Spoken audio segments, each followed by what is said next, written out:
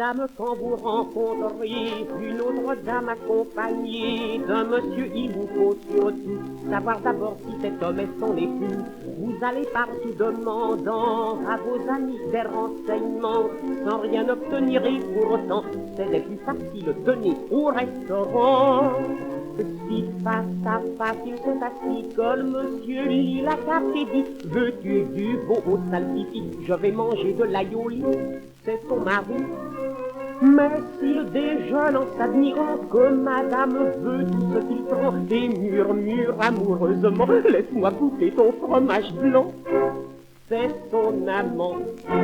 Vous ne pouvez croire combien il y a encore de moyens. J'en connais 100 et des meilleurs. Ce qu'il faut surtout, c'est être observateur. On est certain d'être édifié quand on voit se déshabiller une femme pendant que le monsieur attend patiemment le moment d'être heureux.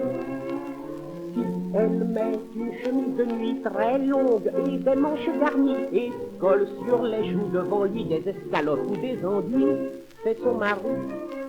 Mais si en 2 minutes seulement elle est plus connue et qu'elle répand des livres de parfum troublant sur le lit, la chaise et le divan, c'est son amant.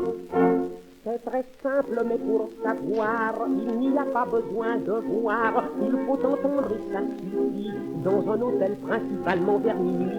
Comme les cloisons sont en carton, écoutez la conversation, vous serez tout de suite renseigné si de la chambre à côté vous entendez: oh Gustave, vous êtes interverti, j'ai la migraine, mon cher ami. Demain, pour calmer vos folies, nous prendrons une chambre à 2 lits.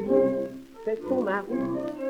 Mais si au contraire on entend la même dame dire en soupirant: oh je t'adore, mon beau Ferdinand, encore, c'est affolant, c'est son amant.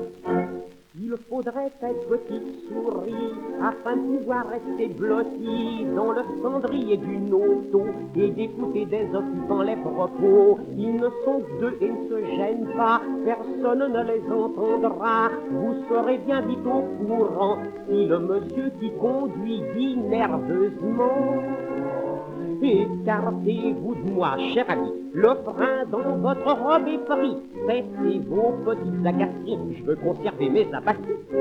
C'est son mari, mais conduisant d'une main seulement, l'autre occupé pour le moment. Il rencontre chemin faisant un gros arbre et qu'il rentre dedans. C'est son amant.